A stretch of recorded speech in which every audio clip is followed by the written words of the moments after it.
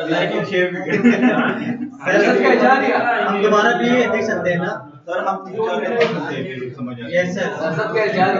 अच्छा चले, अच्छा स्टार्ट करते हैं। पिछली क्लास में हमने की थी रिकर्जन, ठीक है, और वहां पे हमने कहा था कि बातें ना करें। वहां पे हमने कहा था कि ये हम डिस्कस कर रहे हैं ट्रीज की वजह से, बातें ना करें, ठीक है। वहां पे हमने कहा था कि ये हम डिस्कस कर रहे हैं ट्रीज की वजह से, क्योंकि ट्रीज में बहुत सारी ऐसी प्रॉब्लम्स हैं जिसका नेचुरल सोल्यूशन ऑटोमेटिकली हमें रिकर्जन से काफी आसान मिल जाता है, ठीक है।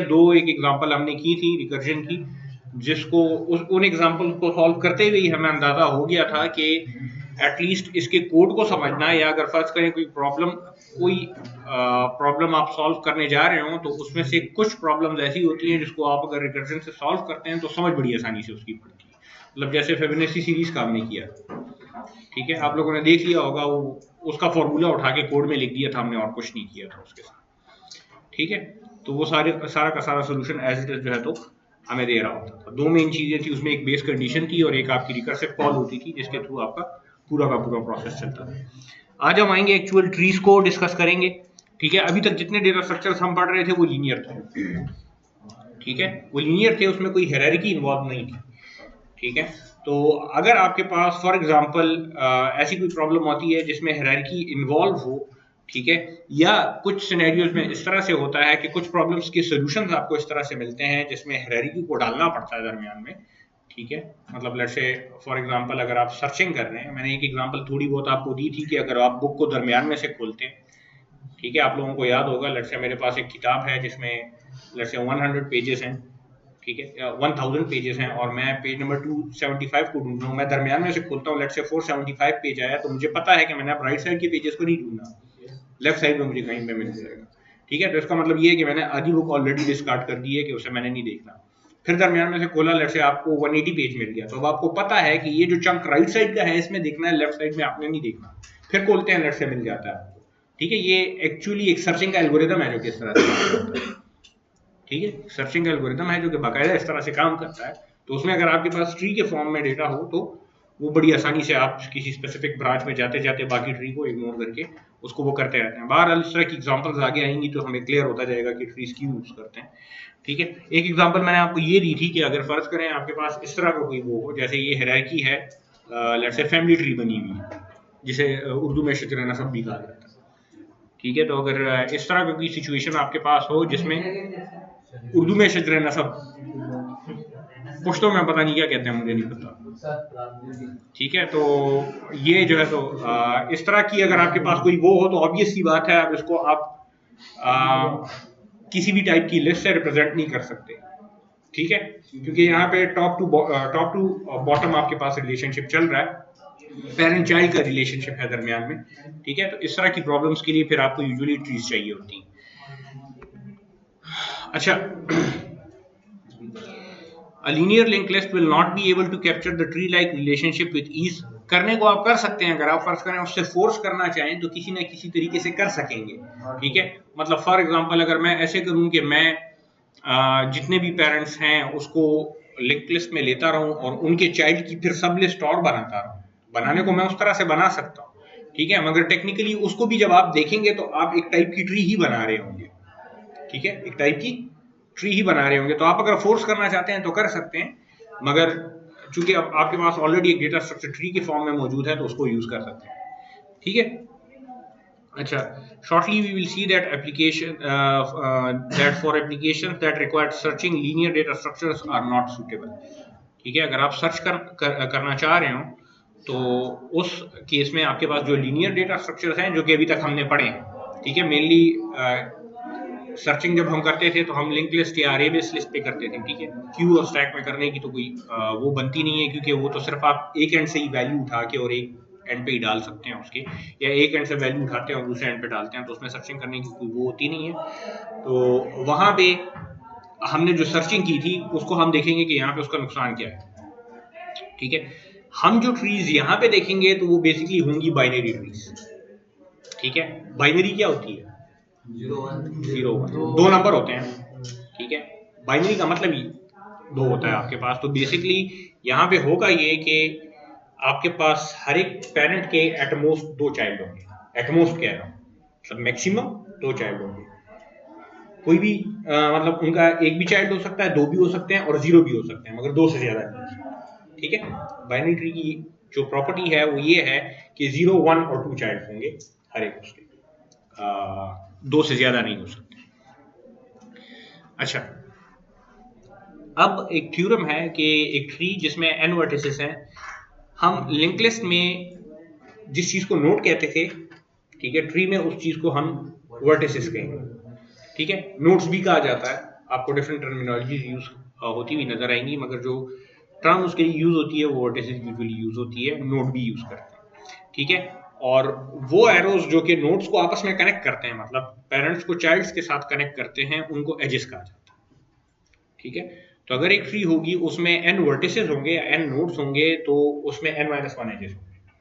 n-1 से ज्यादा नहीं हो सकते, n-1 से कम नहीं हो सकते। वो क्यों? एग्जांपल देख लें,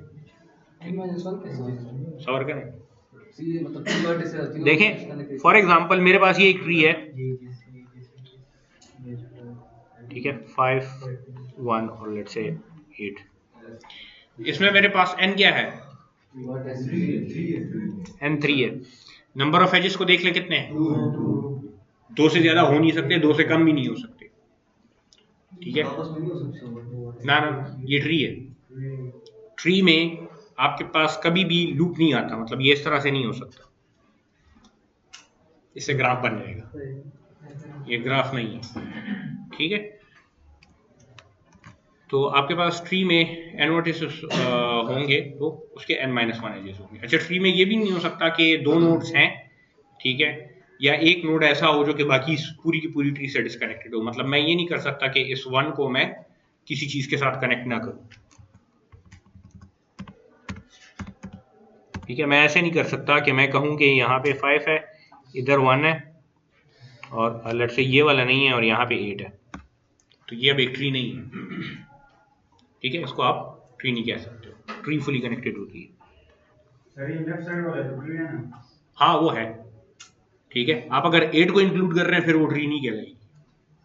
ठीक है, फिर वो एक ग्राफ होगा जिसमें एक 8 जो है तो एक डिस्कनेक्टेड उसका पोर्शन होता है। ठीक है, बहरहाल हम जिस चीज की बात कर रहे हैं, तो यहाँ पे नोड्स हमारे पास 3 हैं और जो एजेस हैं जिसको ई से अगर हम रिप्रेजेंट करें तो वो 2 हैं। हमेशा इसी तरह की प्रॉपर्टी आपके पास होगी। अब देखें, यहाँ पे अगर मैं एक नोड बढ़ा देता हूँ फॉर एग्जाम्पल, अगेन हम बाइनरी ट्री की बात कर रहे हैं। ठीक है, ये नॉर्मल ट्रीज पे भी चलेगा, मगर यहाँ पे चूंकि हम बाइनरी ट्रीज की बात कर रहे हैं तो मैं एक वर्टेक्स की के 2 से ज्यादा चाइल्ड नहीं लूंगा। ठीक है, तो मतलब लेट्स से मैं अगर 8 का एक चाइल्ड लगा देता हूँ यहाँ पे लेफ्ट पे, फॉर एग्जाम्पल 6। ठीक है, तो अब नंबर ऑफ नोड्स आपके पास कितने हो गए? 4। एजेस को देख लें, ऑटोमेटिकली 3 हो गए। तो ये हमेशा ये वाला थ्योरम होल्ड करेगा आपके पास किसी भी ट्री के लिए। ठीक है, जनरली किसी भी ट्री के लिए ये चीज होल्ड करेगी। अगर आपके पास n वर्टिसेस हैं तो n-1 एजेस होंगे उसमें। ठीक है, ट्री हम अब बाइनरी ट्री की बात कर रहे हैं तो उसकी डिटेल की तरफ अभी आ जाते हैं। ठीक है, अच्छा, binary tree is a finite set of elements that is either empty.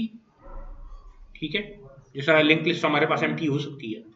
ठीक है, तो अगर ट्री में कोई भी नोड नहीं होगा तो एम्प्टी ट्री कहलाएगी। ठीक है, तो हमारे पास बाइनरी ट्री में फाइनाइट सेट ऑफ एलिमेंट्स होते हैं, या तो वो एम्प्टी हो सकती है, ठीक है, और it is partitioned into 3 disjoint subsets. ठीक है, सेट का पता है ना क्या होता है? डिसजॉइंट का पता क्या होता है? डिसजॉइंट, कॉमन एलिमेंट्स जिसमें ना हो। ठीक है, अगर 3 सेट्स मेरे पास हों, तो अगर मैं कहूं कि ये 3 सेट्स म्यूचुअली डिसजॉइंट हैं, इसका मतलब ये है इन तीनों में आपस में कोई कॉमन एलिमेंट नहीं है। डिसजॉइंट का ये मतलब होता है यूनियन, इंटरसेक्शन वगैरह इस चीजों का पता है ना। इसका मतलब ये है कि उनमें से किसी भी सेट का आपस में इंटरसेक्शन ले लेंगे तो एम्प्टी सेट आएगा। ठीक है, क्योंकि उसमें कॉमन एलिमेंट कोई नहीं है आपके पास। अच्छा,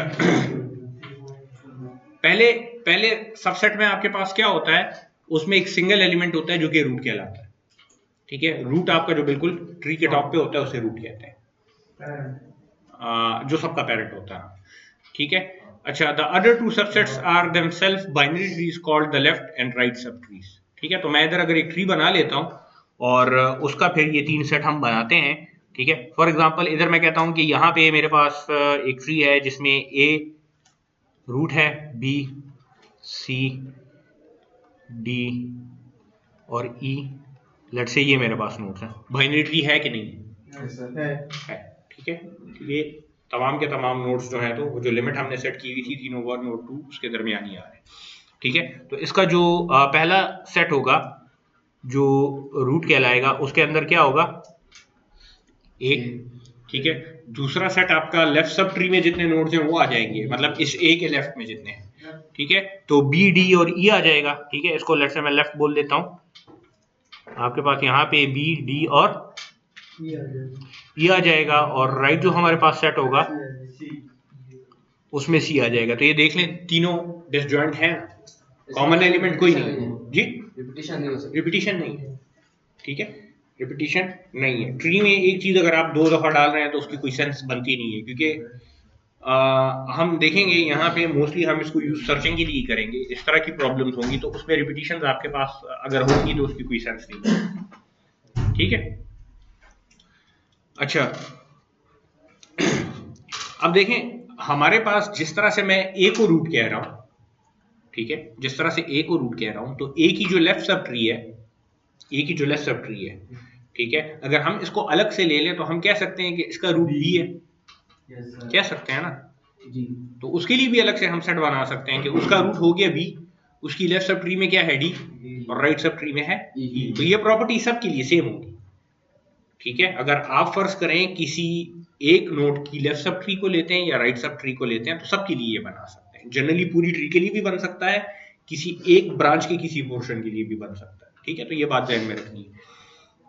लेफ्ट और राइट सब ट्री एम्प्टी हो सकती है आपके पास, मतलब लेट्स से अगर मैं कहता हूं कि मेरे पास सिर्फ एक ही नोड है ए, ठीक है, और उसके लेफ्ट पे भी कुछ नहीं है, राइट पे भी कुछ नहीं है, तो लेफ्ट सब ट्री भी उसकी एम्प्टी होगी, राइट सब ट्री भी एम्प्टी होगी। ठीक है, मैं अगर कहता हूं कि मेरे पास एक ट्री है जिसमें कोई भी नोड नहीं, एक ट्री है जिसमें कोई भी नोड नहीं है, इसका मतलब ये है कि उसका रूट भी नहीं है। ठीक है, रूट भी मौजूद नहीं है ना। ठीक है, तो आपके पास ये तीनों के तीनों सेट क्या होंगे, एम्प्टी होंगे। इसका मतलब एक नोड है तो उसको तो रूट पड़ा होगा। हाँ, वो एक नोड अगर होगा तो वो ऑब्वियस सी बात है वो रूट ही होगा, उसकी लेफ्ट और राइट सब ट्री फिर आपके पास एम्प्टी होगी। सर ये ए टू सी बाइनरी ट्री है कि नहीं? सिर्फ क्या चीज, अगर ए से सी तक ये बाकी जो ना हो बी और हाँ फिर भी बाइनरी है, क्योंकि ए का एक चाइल्ड है। ठीक है, और हमने कहा था कि 2 से ज्यादा नहीं होनी चाहिए, तो फॉल करता है उस कैटेगरी जी।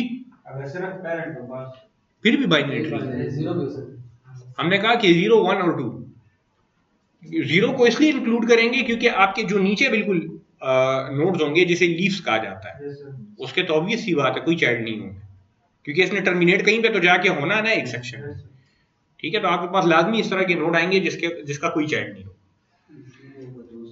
अच्छा, each element of a binary tree is called the node of the tree. ठीक है, वर्टेक्स भी कहा जाता है, नोड भी कहा जाता है। अच्छा, अब ये एक एग्जांपल है,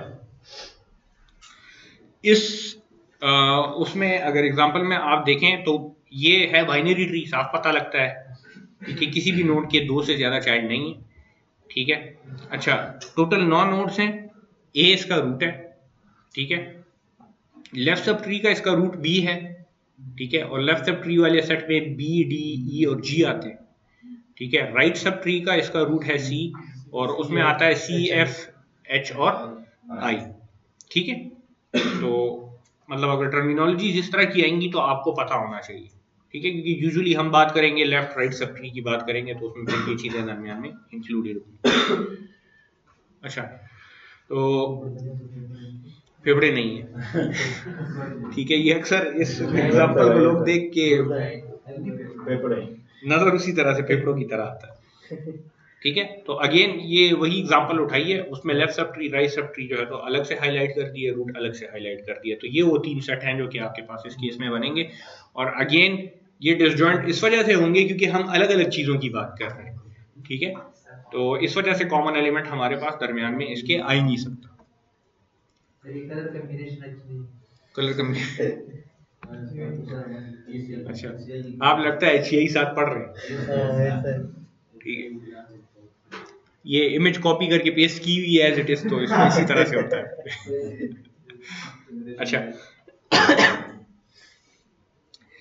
अच्छा, अब अगर कहीं पे आपके पास फर्ज करें कोई ब्रांच नहीं होती, तो इसका मतलब ये है कि वो वाली सब ट्री क्या है, एम्प्टी है। अब इस एग्जांपल में अगर हम देखें तो सी के लेफ्ट पे देखें कोई ब्रांच नहीं है ना मौजूद। सी के लेफ्ट पे देखें तो इसका मतलब ये है कि सी की लेफ्ट सब ट्री क्या है, कंप्लीटली एम्प्टी, उसमें कुछ नहीं है। ठीक है, तो अगर कहीं पे कोई ब्रांच एम्प्टी है, इसका मतलब ये है कि लेफ्ट या राइट सब ट्री उस चीज की नहीं है, डिपेंड करता है कि कहाँ पे हमारे पास वो होगा। अब जैसे एच को आप देख लें तो इसके लेफ्ट या राइट पे दोनों पे कुछ नहीं है, इसका मतलब ये है कि इसकी लेफ्ट सब ट्री भी मौजूद नहीं है हमारे पास, राइट सब ट्री भी मौजूद नहीं। अच्छा,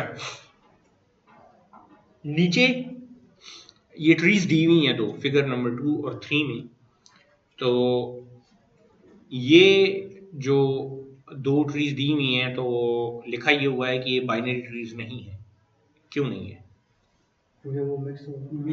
अच्छा, मुझे आप जगह बताएंगे कि किस वजह से नहीं है? सर जी के दो बाप हैं। किधर है? कौन से फिगर 2 की कि 3 की बात कर रहे हैं? ई के दो बाप। ठीक है, ट्री में आपके पास एक नोड का एक ही पेरेंट हो सकता है, एक से ज्यादा नहीं हो सकते, तो ये सिरे से ट्री नहीं है। अब बाइनरी तो बात की बात है, ठीक है, ये सिरे से ट्री नहीं है, तो ये बेसिकली हम कह सकते हैं कि इस वजह से या इस वजह से डिपेंड करता है। ठीक है, इन दोनों में से कोई भी एज अगर हट जाएगा, ठीक है, तो ये आपके पास क्या होगा, बाइनरी ट्री बन जाएगी। हमने पीछे थ्योरम देखा था नंबर ऑफ एलिमेंट्स और एजेस का, वो इस केस में ट्रू नहीं होगा। यहाँ पे आप अगर काउंट कर लें तो टोटल जो वो है नोड्स हैं वो 9 है और एजेस भी 9 है, तो वो इधर जो है तो उसका मसला है। ठीक है, इस वजह से ये बाइनरी ट्री नहीं है। और दूसरे में फिगर नंबर 3 में आप देख लें तो इसमें हेरारिकी की प्रॉब्लम है। ठीक है, आपके पास G का पेरेंट B भी है और D भी है, जो कि पॉसिबल नहीं है। दूसरी पहली बात तो ये कि आगे हम देखेंगे हमारे पास नोड्स के लेवल्स होंगे। ठीक है, नोड्स के लेवल्स होंगे, तो ये G जो है तो अपने से एक लेवल नहीं 2 लेवल ऊपर एक नोड के साथ कनेक्टेड है, जो कि पॉसिबल नहीं होता ट्री में हमारे पास। तो बेसिकली यहाँ पे प्रॉब्लम इस एक उसकी वजह से। ठीक है, ये अगर हटा देंगे तो ये ठीक हो जाएगा। दूसरी बात ये कि इसमें भी वही मसला है, हाँ, डी वाला अगर हटा दे तो वो उसके फिर राइट पे लग जाएगा, ऑब्वियस सी बात है। ठीक है, इसको फिर आपको उठा के ऊपर लेके जाना पड़ेगा, मगर मसला वही है, नंबर ऑफ नोड्स और नंबर ऑफ एजेस वाला मामला है इसमें। ठीक है, अच्छा,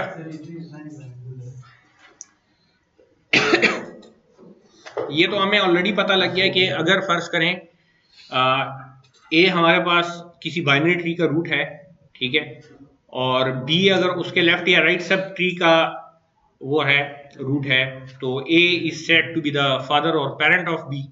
ठीक है, मतलब ये कह रहा है कि आपके पास ए रूट है किसी ट्री का, इसके लेफ्ट या राइट पे एक और ट्री है जिसका रूट क्या है, बी है। ठीक है, इसके नीचे लेट से और नोड्स हैं। ठीक है, मैं डॉट डॉट डॉट डॉट लगा देता हूँ, मतलब इधर और नोड्स हैं। तो इसका मतलब ये हुआ कि ए पेरेंट है बी का या फादर है बी का, ठीक है, या मदर है बी का, जिस तरह से भी आप बोलते हैं। ठीक है, यूजुअली पेरेंट का नाम यूज किया जाता है, और बी जो है तो चाइल्ड है ए का। तो वो टर्मिनोलॉजी है, ये तो ऑलरेडी आप लोगों को पता भी होगा। इतना तक आप लोगों ने डिस्क्रीट स्ट्रक्चर पढ़ा हुआ है क्या? पढ़ रहे हैं? सेकंड सेमेस्टर में पढ़िए। ठीक है, अच्छा, a node that has no child is called a leaf. ठीक है, वो नोड जो आपके बिल्कुल ट्री के एंड पे आपको मिलेंगे जिसका कोई चाइल्ड नहीं होगा, मतलब उसकी लेफ्ट और राइट सब ट्री दोनों एम्प्टी होंगे, तो वो आपके पास लीफ नोड्स कहलाएंगे। ठीक है, आपके पास क्या कहलाएंगे, लीफ नोड्स। तो चार हमारे पास टर्मिनोलॉजीज हैं। रूट जो कि सबके टॉप पे होगा, पेरेंट जो कि जिसका कोई चाइल्ड होगा, ठीक है, और चाइल्ड जिसका कोई पेरेंट होगा, ऑब्वियसली बात। रूट भी पेरेंट ही है, ठीक है, मगर इसको रूट इस वजह से कहते हैं कि आपका ये जिस तरह से आपके पास लिंक लिस्ट में हेड होता है ना, ठीक है, बाकी सारे भी तो नोड्स होते हैं ना, उसको भी नोड कहा जाता है, मगर उसको हेड इस वजह से वो करते हैं कि हम स्टार्ट वहां से लेते हैं, तो इसको रूट इस वजह से कहा जाता है कि हमारा हमेशा स्टार्ट रूट से होता है। ठीक है, तो ट्री का जड़ होती है ना, पौधा उगता कहां से, जड़ से स्टार्ट होता है। ठीक है, तो एग्जैक्टली वही चीज है कि जहां से भी आप स्टार्ट लेंगे तो वो रूट से ही लेंगे, तो इसीलिए इसको रूट कहा जाता है।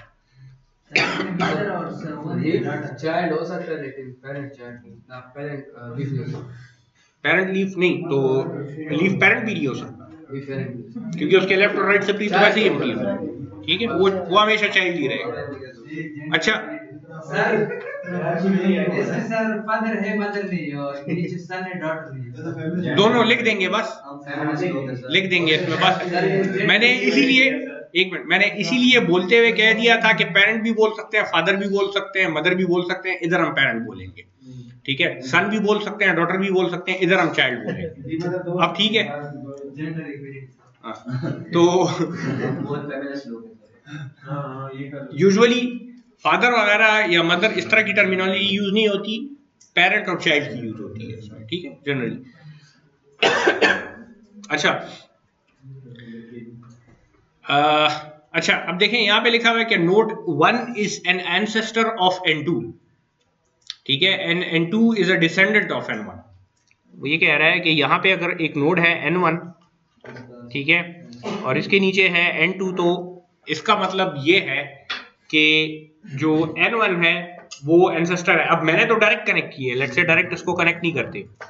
फॉर एग्जांपल इसकी इसी ब्रांच में कहीं पे आते हुए यहाँ पे है N2, ठीक है, तो यूजुअली जो फैमिली ट्री होती है तो उसमें इस तरह की टर्मिनोलॉजी यूज होती है। इन ट्रीज में तो हम इस तरह से करते नहीं है, मगर फिर भी चूंकि ये N1 हायरार्की में ऊपर है N2 से, ठीक है, तो ये एंसेस्टर कहलाता है, जिस तरह आपके दादा परदादा वगैरह नहीं होते, एग्जैक्टली इसी तरह से आबा व अजदाद में, ठीक है। और N2 जो है तो डिसेंडेंट कहलाता है, क्योंकि ये इसी के उसमें से आया हुआ है, ठीक है, मतलब इसी के शजरे में है एक किस्म में, ठीक है, तो ये डिसेंडेंट कहलाता है। तो इस तरह की टर्मिनोलॉजी यूजुअली उसमें यूज होती है, फैमिली ट्रीज में यूज होती है स्पेसिफिकली। इधर जो ट्रीज हम पढ़ते हैं तो उसमें यूज नहीं होती, ठीक है।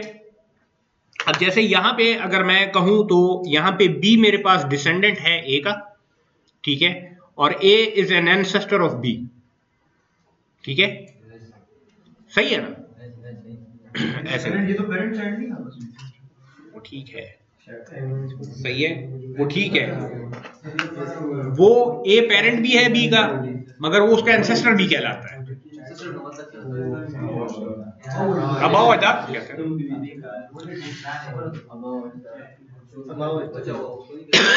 अच्छा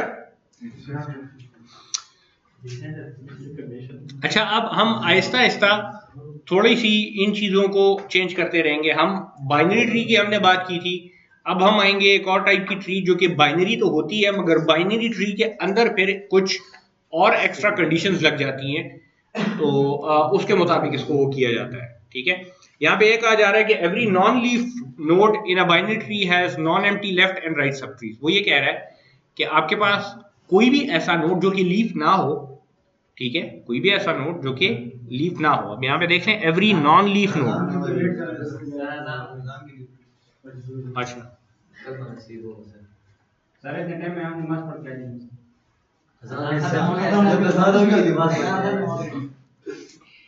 चार रकात इतनी जल्दी कैसे पढ़ेंगे आप? सर 5 मिनट 5 मिनट में अजान तो नहीं होती।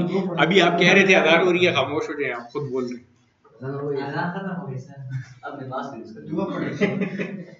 नमाज खैर है क्लास के आखिर तक हो जाती है, टाइम है, होती है नहीं होती है। मैं 10 मिनट खैर दे दूंगा आखिर, नहीं होती है, मुझे पता है।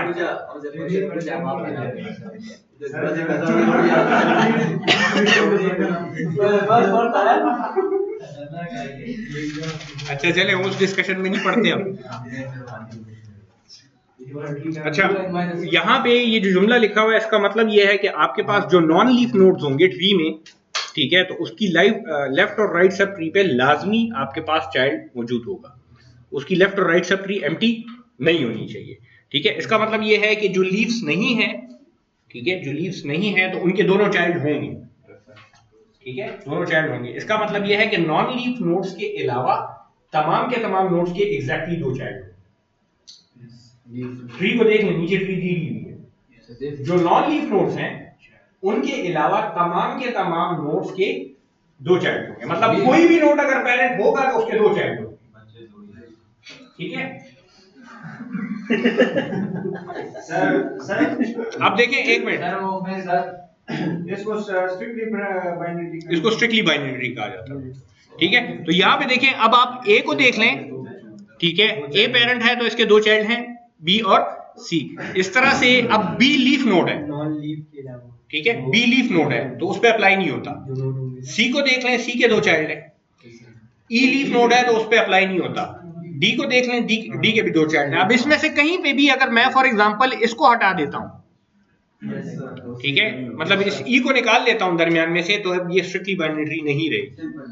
ठीक है, अच्छा, अब स्ट्रिक्टली बाइनरी ट्री के लिए एक थ्योरम है कि आपके पास अगर इसमें n लीव्स होंगे तो उसमें 2n-1 नोड्स होंगे आपके पास हमेशा। ठीक है, यहां पे आप लीव्स को गिन लें, कितने हैं, 1 2 3 4, तो इसका मतलब यह है कि n मेरे पास क्या हुआ, 4। तो 2 × 4 - 1 जो कि 8 - 1 से 7 बनता है। तो आप गिन लें, इसमें 1 2 3 4 5 6 7 नोड्स हैं टोटल। तो आपके पास जब स्ट्रिक्टली बाइनरी ट्री होगी तो ये थ्योरम लाजमी होल्ड करेगा। ठीक है, सही है।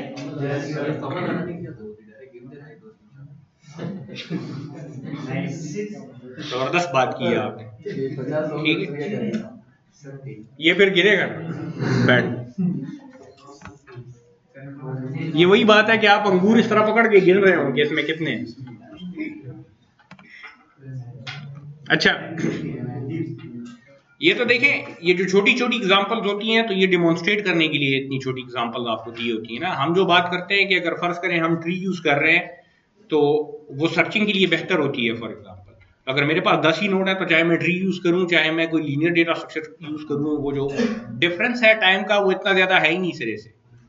ठीक है, ये तो जब आप मतलब हजारों में भी इवन नहीं, आप लाखों में जाते हैं तो तब आपको फिर डिफरेंस का पता लगता है कि यहाँ पे डिफरेंस है।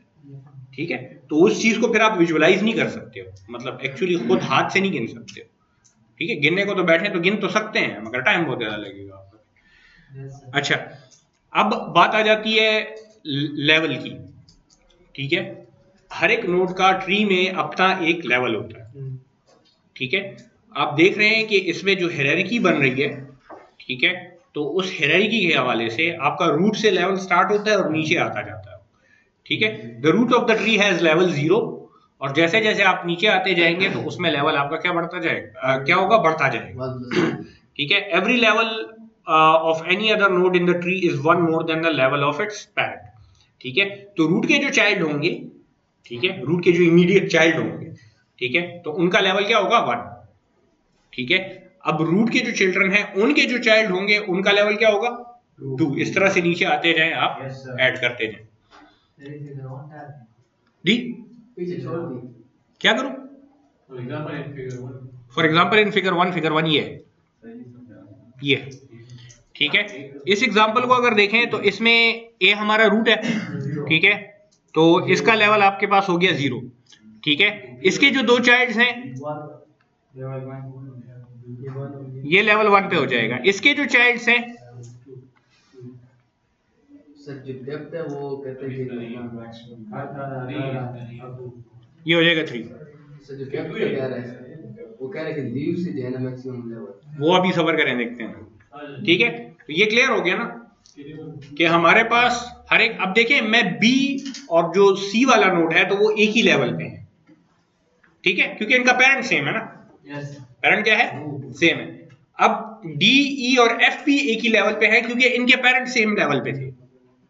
ठीक है, तो यूजुअली जब ट्री को आप फर्ज करें पेज पे भी ड्रॉ करेंगे तो लेट्स से जैसे यहाँ पे आपको नजर आ रहा है कि ए के बी और सी चाइल्ड हैं तो उसको एक ही साथ लिखेंगे, थोड़ा सा टिल्ट करके नहीं लिखेंगे, ताकि आप अगर लेवल्स कैलकुलेट कर रहे हैं, ठीक है, या लेवल्स लिख रहे हैं तो आपको लिखने में थोड़ी सी आसानी है। ठीक है, ये बात समझ में आ गई है ना। अच्छा, अब डेप्थ क्या होती है किसी भी बाइनरी ट्री की, देखें लेवल होता है किसी भी नोड का, डेप्थ होती है पूरी की पूरी ट्री की। ठीक है, कि ये कितना डीप है, ये ट्री कितनी डीप है। ठीक है, तो अब डेप्थ क्या होती है, depth of a binary tree is the maximum level of any leaf in the tree. ठीक है, the depth of figure 1 is 3। अब देखते हैं वो कह रहा है कि maximum level of any leaf node. ठीक है, तो जितने भी लीफ नोड हैं सबके लेवल को पहले देख लेते हैं। एक लीफ नोड हमारे पास D है जिसका लेवल क्या है 2। एक लीफ नोड हमारे पास G है जिसका लेवल क्या है 3। एक H है जिसका लेवल 3 है और एक I है जिसका लेवल 3 है। तो मैक्सिमम लेवल इसमें क्या हुआ 3। तो इस ट्री की डेप्थ है 3। अब फॉर एग्जांपल मेरे पास इधर कोई और नोड होता, लेट्स से इधर मेरे पास एक नोड होता Z फॉर एग्जांपल, तो इसका लेवल क्या होता 4। ठीक है, तो यहां पे अब आपके पास ये जो लीफ नोड है इसका लेवल 4 है, तो मैक्सिमम लेवल आपके पास क्या आ रहा है 4 आ रहा है। इसका मतलब ये कि इस ट्री की डेप्थ क्या है 4। क्लियर है ना, वो हम डीप की बात कर रहे हैं कि ये ट्री कितनी डीप है। ठीक है, तो सबसे ज्यादा लेवल जिस लीफ नोड का होगा वो हम काउंट करेंगे। क्लियर है ये बात? एक हमारे पास लेवल हो गया, और एक स्ट्रिक्टली तो नहीं, ये कौन सा ट्री? ये नॉर्मल बाइनरी ट्री है, स्ट्रिक्टली नहीं है। स्ट्रिक्टली किस वजह से नहीं है? वो इस वजह से क्योंकि C के 2 चाइल्ड नहीं है, E के 2 चाइल्ड नहीं है। तो इसको सर हम क्या बोलेंगे? ये बाइनरी ट्री कहलाएगी जनरली। मतलब अगर आप फर्ज करें किसी स्ट्रिक्टली बाइनरी ट्री को लेते हैं ना, तो उसको आप बाइनरी ट्री भी बोल सकते हैं। ठीक है, उसको आप बाइनरी ट्री बोल सकते हैं ना।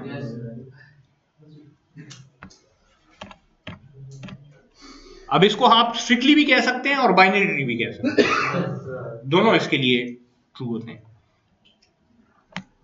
अच्छा, अब इसके बाद आ जाती है कंप्लीट बाइनरी ट्री। ये चीजें थोड़ी सी याद रखनी है। ठीक है, बाइनरी ट्री तो काफी आसान होता है, बंदे को याद हो जाता है। स्ट्रिक्टली बाइनरी ट्री भी काफी आसान है,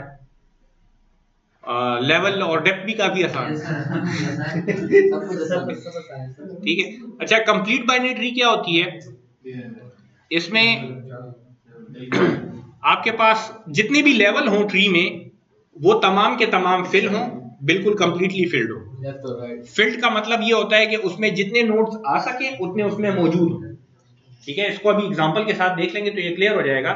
आपके पास क्या होगा कि ट्री में आखिरी लेवल के अलावा जितने लेवल्स हैं वो तमाम के तमाम लेवल्स कंप्लीटली फिल्ड हों नोड्स से। ठीक है, एक्सेप्ट द लास्ट लेवल। और लास्ट लेवल पे जो नोड होंगे तो वो लेफ्ट मोस्ट पोजीशन पे, तो तब वो क्या कहलाएगी? कंप्लीट बाइनरी ट्री कहलाएगी। रिपीट करता हूं, जितने भी लेवल है आखिरी लेवल को छोड़ के वो कंप्लीटली फिल्ड हो नोड्स से, और आखिरी लेवल में जो नोड्स मौजूद हो वो लेफ्ट मोस्ट साइड पे। ठीक है, तो तब वो कंप्लीट बाइनरी ट्री कहलाएगी। इसके भी एग्जांपल्स देख लेंगे तो क्लियर हो जाएगा। ठीक है, ये इस एग्जांपल को देख लें। आखिरी लेवल को छोड़ दें, मैं एक लाइन लगा देता हूं। इसके अलावा लेवल्स को देख लें, जितने नोड्स उसमें थे उतने हैं। ठीक है, मतलब देखें लेवल नंबर 0 पे एक नोड होना चाहिए है। ठीक है, लेवल नंबर 1 अगर मौजूद है, लेवल नंबर 1 अगर मौजूद है तो उसमें 2 ही नोड्स आ सकते हैं जो कि हैं। लेवल नंबर 2 अगर मौजूद है तो उसमें 4 ही नोड्स आ सकते हैं, वो भी मौजूद है। तो इसका मतलब ये है कि मेरे पास आखिरी लेवल को छोड़ के बाकी ऊपर के तमाम लेवल क्या है? कंप्लीटली फिल्ड है नोड से। तो एक रिक्वायरमेंट पूरी होगी। अब आखिरी लेवल पे देख लें, हमारे पास जो नोड्स हैं तो वो लेफ्ट मोस्ट पोजीशंस पे हैं। ठीक है, तो वो कंडीशन भी हमारी सेटिस्फाइड होगी। लेफ्ट मोस्ट पोजीशन का मतलब ये नहीं है कि तमाम के तमाम चाइल्ड सिर्फ लेफ्ट सब ट्री में हो। लेफ्ट मोस्ट पोजीशन का मतलब ये है कि ये मतलब पहले ये 40 का लेफ्ट और राइट फिल होगा, उसके बाद 50 का लेफ्ट और राइट फिल होगा। इसका मतलब ये है कि अगर फर्ज करें इधर एक और नोड होता है, लेट्स से 10, ठीक है, तो वो 50 के राइट पे ही आएगा, कहीं और नहीं हो सकता। अगर इधर है तो फिर वो रिक्वायरमेंट आपकी मीट नहीं होगी। ये स्टेप पे नहीं होगा तो इसका मतलब कंप्लीट बाइनरी ट्री नहीं है। हाँ, अगर 7 दरमियान में नहीं है तो फिर कंप्लीट बाइनरी ट्री नहीं है, क्योंकि ये 9 से 4 के राइट पे होना चाहिए। ठीक है, मतलब आपके पास इसके बाद जो आखिरी लेवल पे जो नोड्स होंगे ना, तो उसको आप लगाएंगे कहां पे? लेफ्ट मोस्ट एम्प्टी पोजीशन से स्टार्ट करेंगे। मतलब कंसीडर करते हैं ये 8, 7 और 9 मेरे पास हैं अभी ट्री में नहीं, ये मैंने लगाने हैं और इसको इस तरह से लगाना है कि ये ट्री कंप्लीट बाइनरी ट्री ही रहे। तो मैं क्या करूंगा, 8 को लगाऊंगा लेट्स से 40 के लेफ्ट पे, उसके बाद लेट्स से मेरे पास 7 आया, तो नेक्स्ट खाली पोजीशन क्या है? 40 का राइट, मैंने उधर लगा दिया। उसके बाद नेक्स्ट खाली पोजीशन क्या है? 50 का लेफ्ट। इसके बाद अगर कोई नोड आता है तो 50 का राइट, उसके बाद अगर कोई नोड आता है तो 100 का लेफ्ट। इस तरह से जाते हैं, तो लेफ्ट टू राइट आप उसको फिल करें। ठीक है सर, यहाँ पर रिपीट प्लस 40 क्या चीज? 40 हाँ, ये खैर है, इसका इतना वो नहीं है। सर उसमें अगर हम ये आपको कुछ जगहों पे नजर आएंगे, मगर हम जो एग्जांपल्स आगे लेंगे ना सर्चिंग के लिए, तो उसमें रिपीटिशन नहीं होगी। सर इसमें अगर हम 9 रिमूव करें हाँ। तो बात तो सेम ही रहेगी। हाँ, 9 अगर रिमूव करते हैं तो फिर इफेक्ट नहीं पड़ता, क्योंकि हम राइट मोस्ट से रिमूव कर रहे हैं। अगर 8 करेंगे तो 8 करेंगे तो ऑब्वियस सी बात है फिर नहीं है जी। सही है, 8 को करेंगे, 7 को करेंगे, फिर नहीं होगा।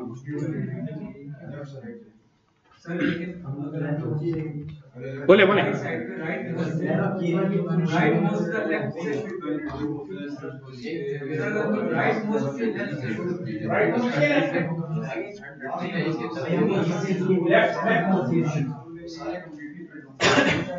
ठीक है, तो ये क्या कहलाएगी? Complete binary. अच्छा, अब इस ट्री को देखें, इस ट्री को देखें, ये बाइनरी ट्री है, स्ट्रिक्टली बाइनरी ट्री है, ठीक है, ये कंप्लीट बाइनरी ट्री है कि नहीं? एक रिक्वायरमेंट ये है कि आखिरी लेवल को छोड़ के बाकी तमाम लेवल को देखें तो फुल है, तो पूरा का पूरे कंप्लीट। ठीक है। दूसरी बात ये कि उसमें दूसरी रिक्वायरमेंट ये थी कि आखिरी लेवल में जो रोड होंगे तो वो लेफ्ट होंगे, वो तो सारी फुल है, तो बस मतलब सही लगेगा, ठीक है। अब ये स्पेशल टाइप की ट्री है जिसे कहा जाता है स्ट्रिक्टली कंप्लीट बाइनरी ट्री, ठीक है।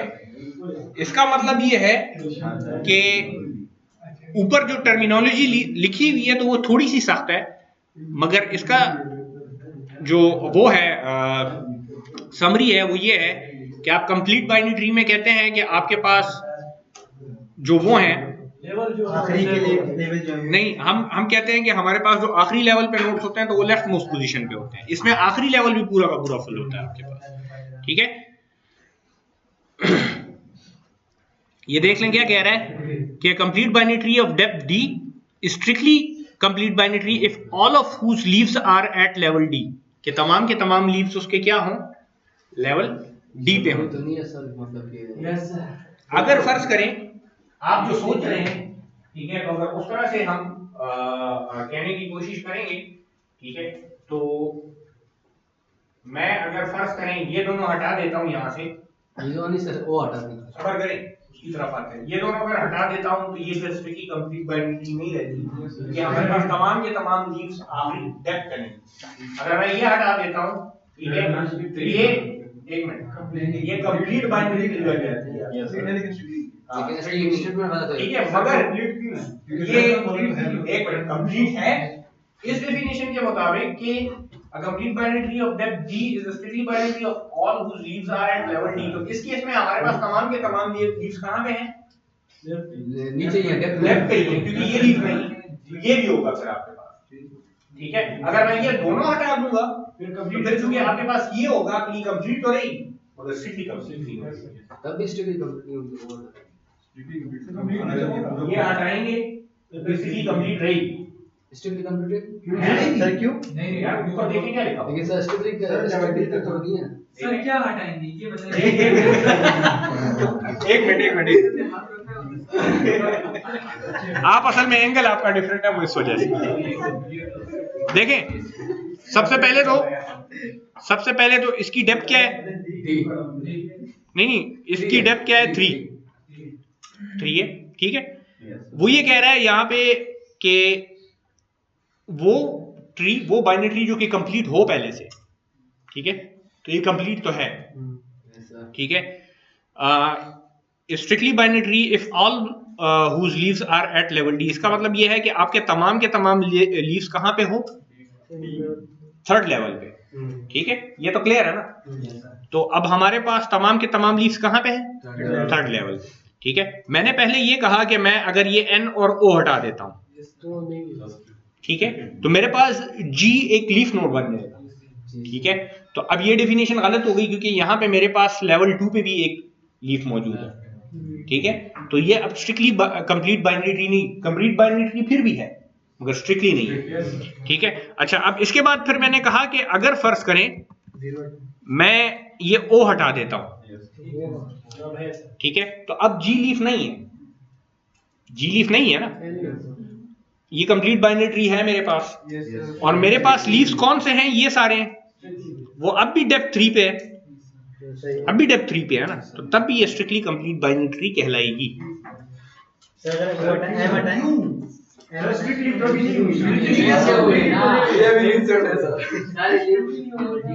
देखें डेफिनेशन क्या है सर मेरा क्वेश्चन जी सर ये थर्ड नंबर पे जो लास्ट हम हटा रहे हैं सर स्ट्रिक्टली का मीनिंग है कि हर एक पेरेंट के 2 बच्चे हैं नहीं वो स्ट्रिक्टली बाइनरी ट्री है, ये स्ट्रिक्टली कंप्लीट बाइनरी ट्री की बात कर रहे हैं। स्ट्रिक्टली वो तो नहीं होगा सर स्ट्रिक्टली बाइनरी नहीं है, स्ट्रिक्टली कंप्लीट बाइनरी तो है। मैं तो इसकी बात कर रहा हूँ। सही है लड़ो तो सारे आप कह सकते हो, ठीक है, मगर हर एक की प्रॉपर्टीज डिफरेंट है। जैसे आपने उसकी प्रॉपर्टीज तो नहीं करती कौन सी स्ट्रिक्टली वाली ये क्लिक के दोनों नहीं वो तो नहीं है ना, तो सर फिर तो स्ट्रिक्टली भी नहीं हुई ना स्ट्रिक्टली क्या सर माय क्वेश्चन है सर हम इसको स्ट्रिक्टली कंप्लीट इसलिए कह रहे हैं क्योंकि स्ट्रिक्टली भी है कंप्लीट इसलिए इस वजह से नहीं कह रहे, इसको इस वजह से स्ट्रिक्टली कह रहे हैं क्योंकि आपके पास जो लीफ नोड्स है वो स्ट्रिक्टली सारे के सारे आखिरी पे लेवल पे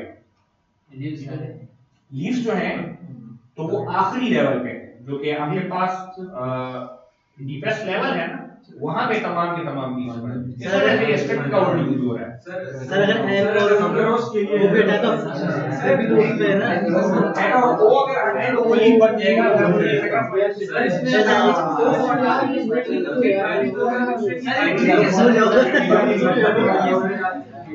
ठीक है।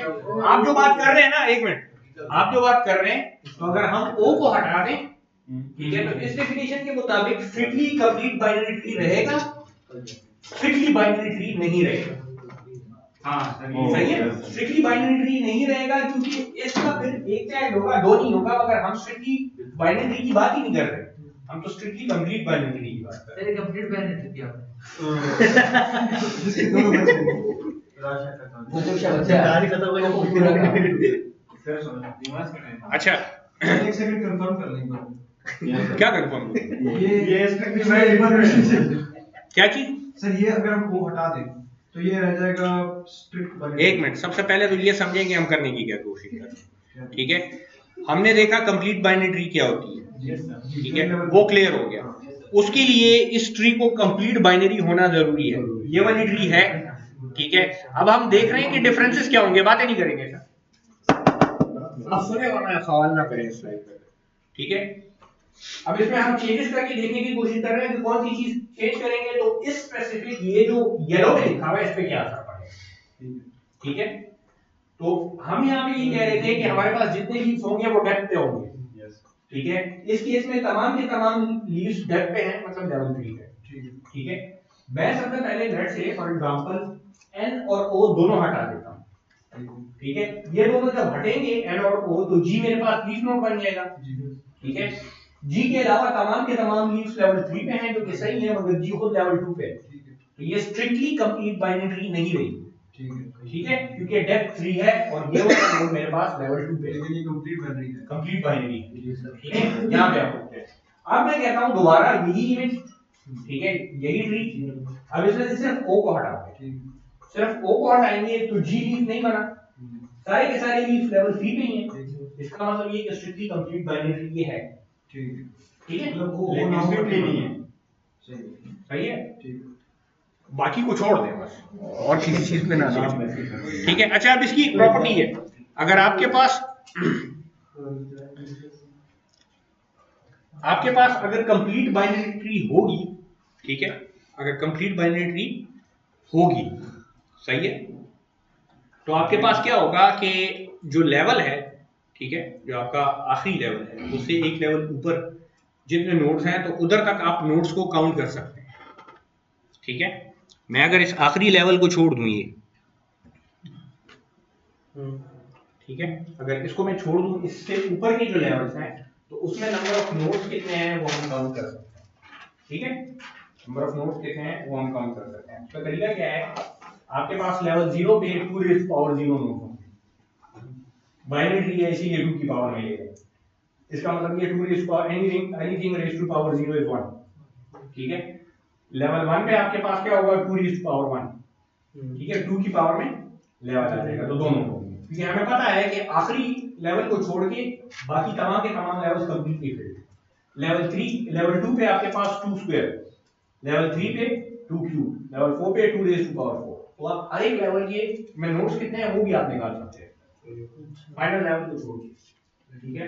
अब अगर आपके पास आखिरी लेवल भी पूरा का पूरा फुल हुआ है, ठीक है, आखिरी लेवल भी पूरा का पूरा फुल हुआ है, तो आखिरी का भी फिर आप निकाल सकते हो, ठीक है। तो अगर आपको नंबर ऑफ लेवल्स पता लग गए और आपको पता है कि तमाम की तमाम ट्री बिल्कुल फिल्ड है, आप नंबर ऑफ नोड्स ऑटोमेटिकली निकाल सकते हैं। मतलब मैं अगर फर्ज करें आपको कहता हूं कि मेरे पास 3 ही लेवल्स हैं, जो कि इस केस में है, ठीक है, लेवल क्या है 3 या डेप्थ 3 है, और मैं कहता हूं तमाम के तमाम लेवल्स कंप्लीटली फिल्ड हैं, तो आप क्या करेंगे 2 raised to power 0 plus 2 raised to power 1 plus 2 raised to power 2 plus 2 raised to power 3, इससे आपके पास टोटल नंबर ऑफ नोड्स आ जाएंगे, आएंगे ना? यस सही है। तो इधर बेसिकली यही बताया जा रहा है जी।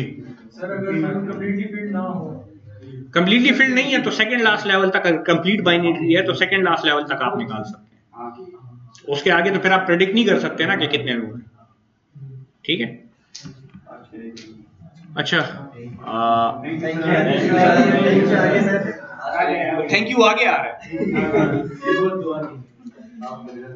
अच्छा अब देखें, ये पहली जो ट्री दी हुई है तो ये स्ट्रिक्टली कंप्लीट बाइनरी ट्री है, ठीक है। दूसरी जो है तो वो स्ट्रिक्टली कंप्लीट बाइनरी ट्री नहीं है, क्योंकि आपके पास तमाम के तमाम लीड्स सेम लेवल पे नहीं है, कंप्लीट बाइनरी ट्री है, ठीक है। कंप्लीट बाइनरी ट्री है क्योंकि आपके पास बाकी सारे लेवल कंप्लीट है और आखिरी लेवल वाला लेफ्ट मोस्ट है, ठीक है। ये जो बाइनरी ट्री दी हुई है तो ये कंप्लीट बाइनरी ट्री नहीं है, इसमें से तो कंप्लीट नहीं है तो स्ट्रिक्टली तो हो नहीं सकती। वो किस वजह से? क्योंकि ये प्रॉब्लम क्रिएट कर रहा है। अगर ये इधर होता फिर सही होता, सी के अगर लेफ्ट पे होता फिर ठीक होता, सही है। Yes sir. मसला इसका है, मसला इसका है। सर इसको अगर सी से पकड़े तो फिर क्या होगा? तो फिर बन जाएगा, ये कंप्लीट हो जाएगा। क्या मतलब? सी सी से इस तरफ पकड़े। सी से स्टार्ट करें, सी को रूट कंसीडर करें, ये पेरेंट थ्योरी से। मतलब आप कह रहे हैं कि मैं सिर्फ इस पोर्शन को कंसीडर करूं? नो सर, नहीं सर, ट्री अगर इसको सी को इस तरफ पकड़े ना, अच्छा मतलब आप कह रहे हैं सी को मैं इस तरह से करूं तो ए इसके लेफ्ट पे आ जाए। हाँ सर, एक राइट में आएगा, उस साइड पे ये कंप्लीट हो जाएगा।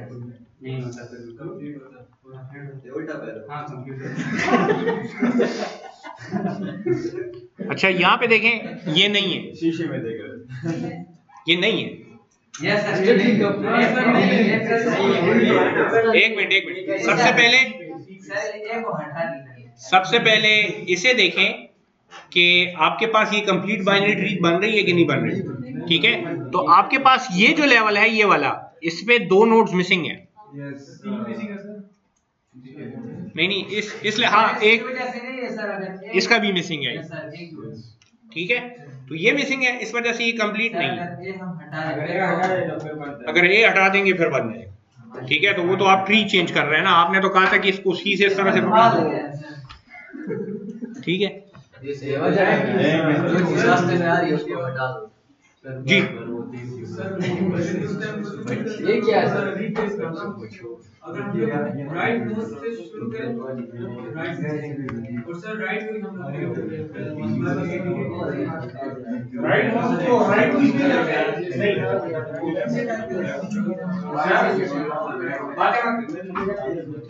देखिए लेफ्ट